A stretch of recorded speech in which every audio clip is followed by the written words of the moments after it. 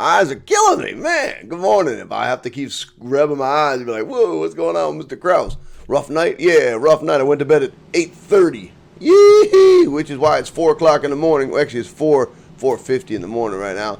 We're doing the Algebra 1 Common Core June 2015 Regents Exam. My name is Mr. Krause, but for today you can call me Mr. Answer Key. This is going to be part 1. Hope you got the right video, 1 through 12.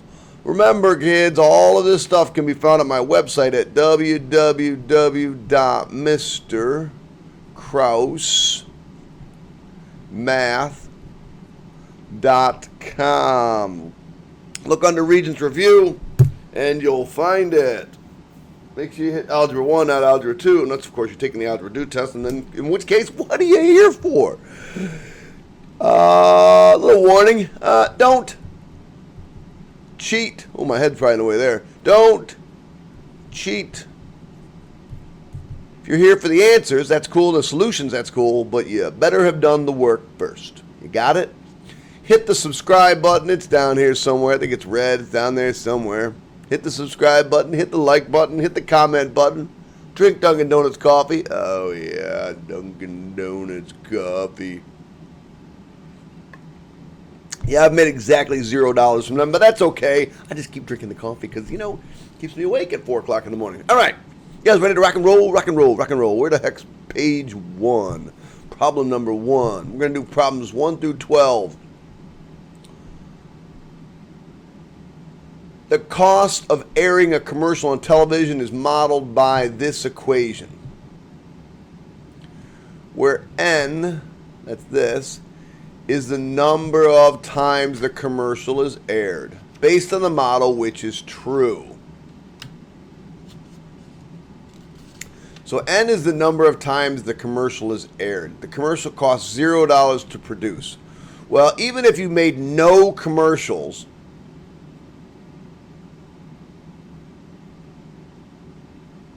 this one.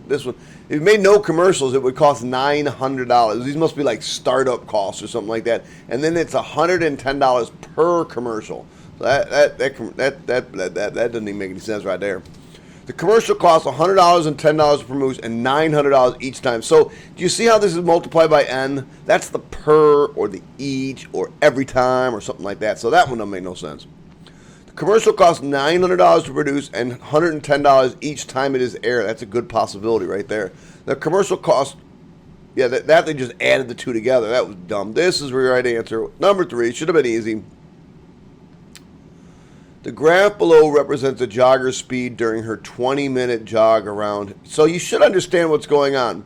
She starts out at no miles per hour. And then her speed is increasing. Then at her second minute into the thing, she gets to the right speed that she wants to go at. So she's going to run at 3 miles per hour. And she's like, all right, I'm warmed up. I'm going to speed up a little bit more.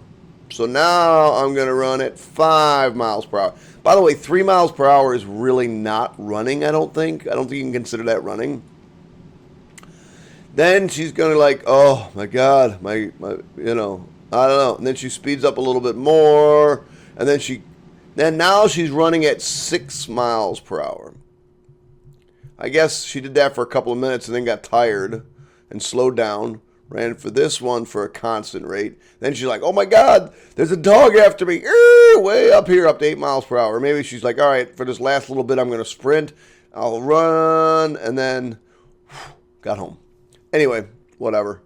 So what's going on during the 9th and 12th minute? The 9th and 12th minute is right here.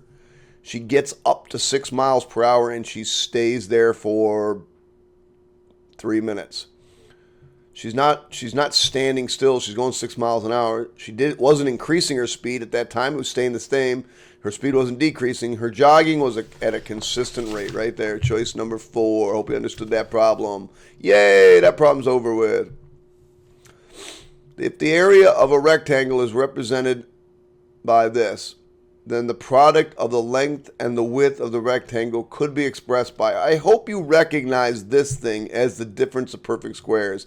That's x squared times x squared. That's 3 times 3. And that's y times y. Ooh, that purple one's ugly. So we'll get a nicer purple. So x squared times x squared is x to the 4th.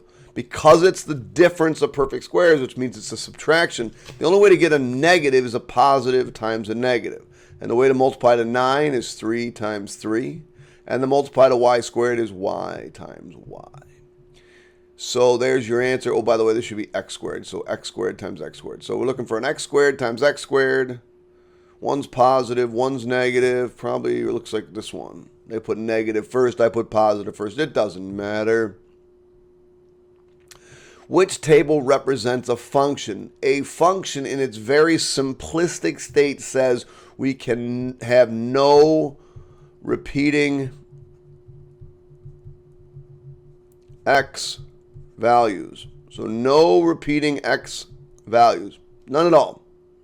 So this one has a 2 and a 2. Gone. This one has a 0 and a 0. Gone. This one has a 0 and a 0. Gone.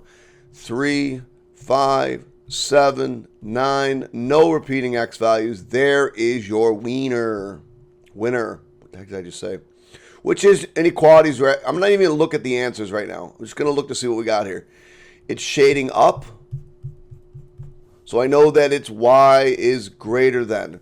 It's solid line, so it's greater than or equal to. It's coming down, so it has a negative slope. It goes through the point 4. There's 4.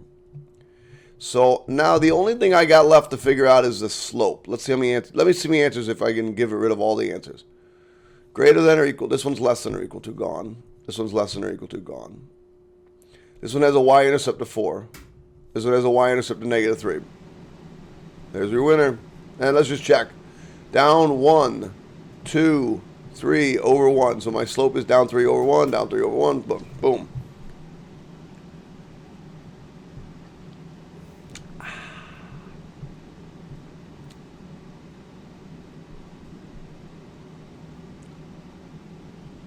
Moe's stand sold a total of 165 pounds of apples and peaches. So apples plus peaches has to add up to 165 pounds. She sold the apples at $1.75 a pound. She sold the peaches at $2.50 a pound per peaches, and she got a total of $337.50. This looks like I might want to use my calculator. And the question says, how many pounds of peaches did she sell?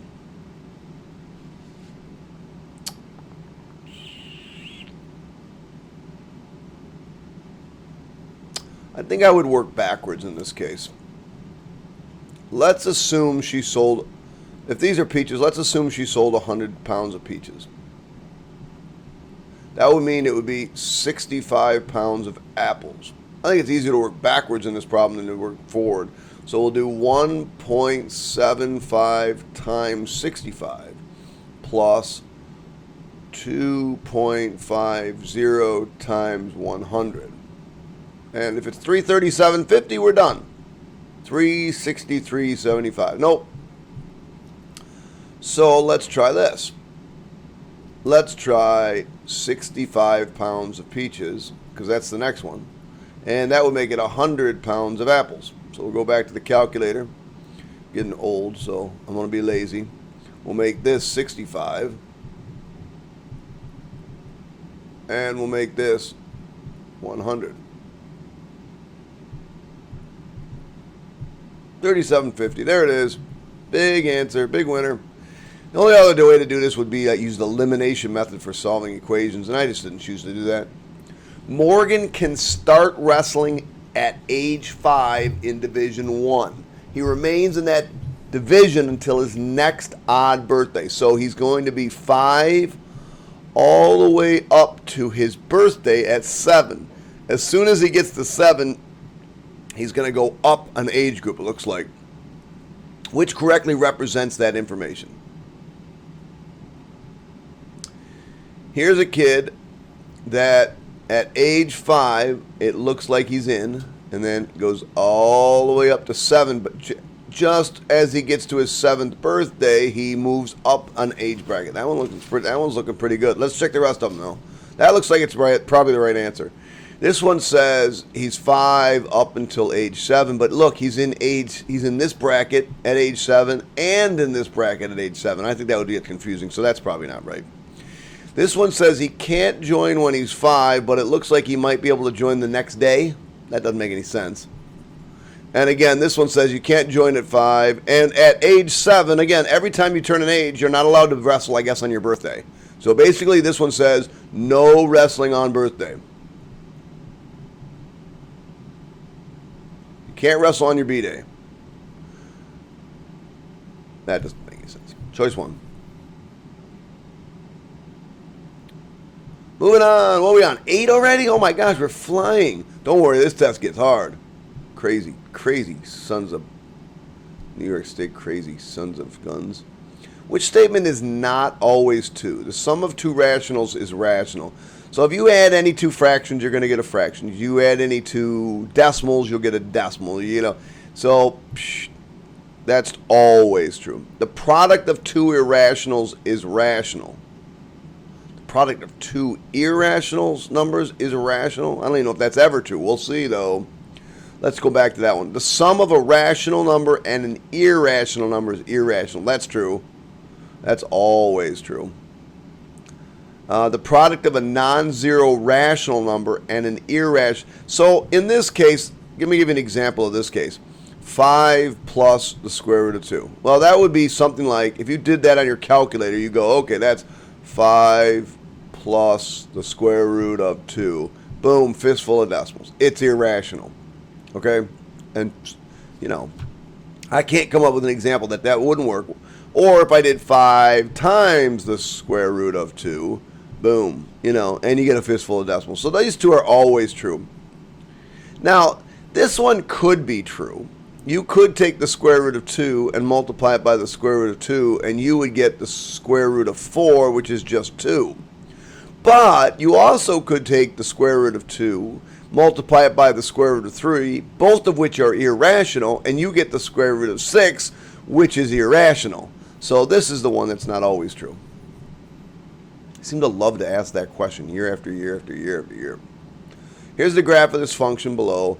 The domain of this function is, now domain are x values, so this is -1, -2, -3, this is -4. And the x values start at -4 and continue forever and ever and ever to the right. So the answer is x is greater than or equal to because it's got a solid dot, so this one doesn't have an equal to, this one doesn't have an equal to, greater than or equal to -4. Pretty simple question. One more on this page. Number 10. What are the zeros of this function? All right, I'll show you 3 different ways to do this problem. I'll show you the easiest way. We just factor this sucker.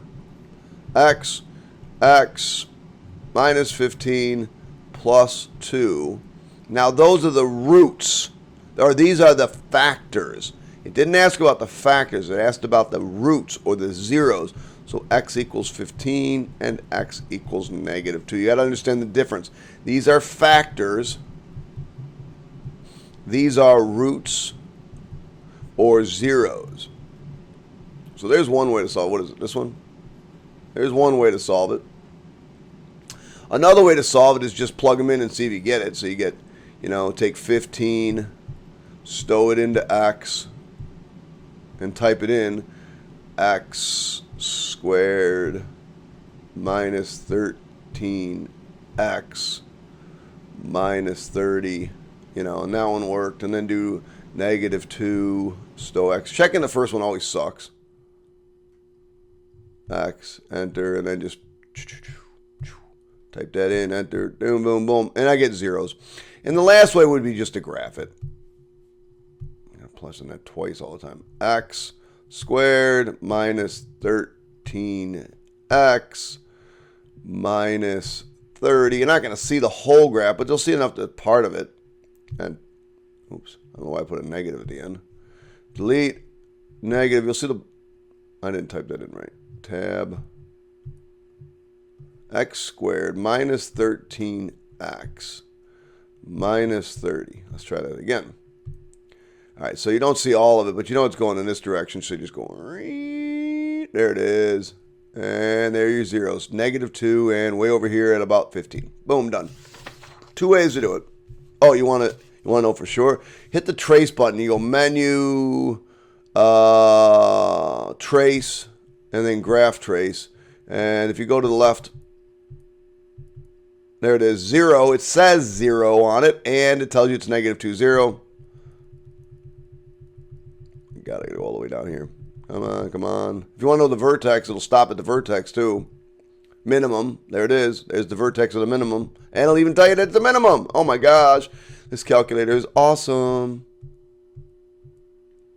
There it is. 0, 15, 0. Okay. Problem's over with 11. What are we moving to? 11. 11. Joey enlarged a photograph on a copy machine. He enlarged it 4 times. The table below shows the area of the photograph after each enlargement. What is the average rate of change? Now, average rate of change is another way of saying slope. What is the slope from the original to the 4th iteration? Just take slope. Slope is changing y over changing x. So 36.6 minus 15 over 4 minus 0, and so that's, who cares, just do my calculator. I think it's 5 or something like that. So let's go control division, 36.6 minus 15, all over 4 minus 0 is just 4. I'm not going to bother with 4 minus 0, and you get 5.4. There she is, ka-chang. Average rate of change, slope. When I do slope problems, I like to drink me some coffee. Oh, we're on the last problem. Oh, my gosh. Which equation is represented by the graph below? So this one has roots. I'm going to show you 2 different ways to do this problem. This one has roots of negative 2, positive 1, and 3. So let's see what we got here. Negative 2. This one has negative 2. This one has positive 3. And this one has positive 1. So these aren't very telling. So I'm going to factor this. X minus 6, x plus 2. So these would be roots of 6 and negative 2. Do I have a 6? I don't have a 6 or a negative 2. So that's not going to work. This one factors to x minus 1, x plus 2. So this would be x equals 1 and x equals negative 2.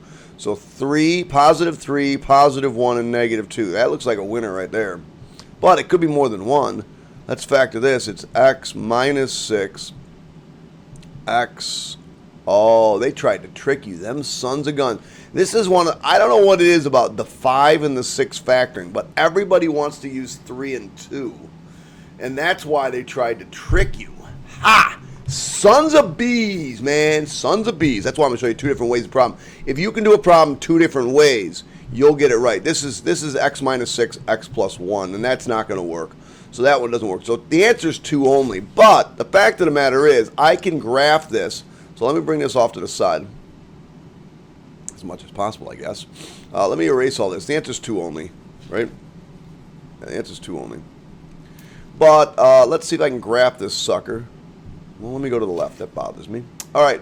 So, graph. So I'm going to graph this thing. Oh, boom, boom, boom. Parentheses. That first one was probably x minus 2, right? Or x plus 2. I hate when it does that. There we go. So x plus 2 out of this. X squared minus 4x minus 12. Well, doesn't quite look like that, does it? Nope. tab. The next one, get the up arrow, tab. So minus 3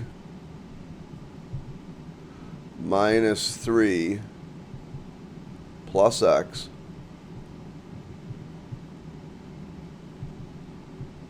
I think this takes longer than just doing it.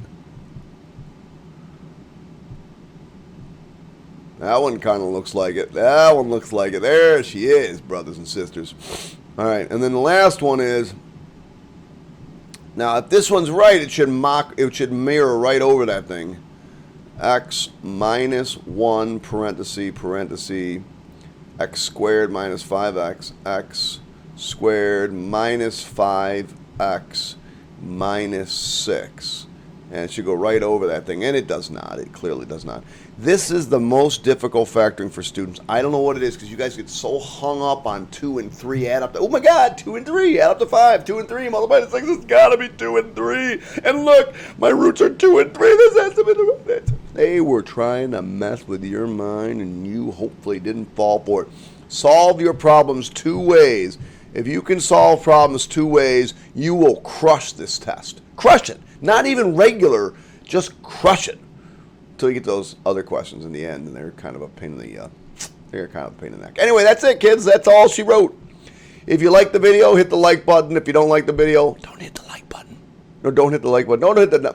Just leave a comment. Got a question? Leave a comment. That's it. Hope you enjoyed yourself. Hope you learned something. Bye.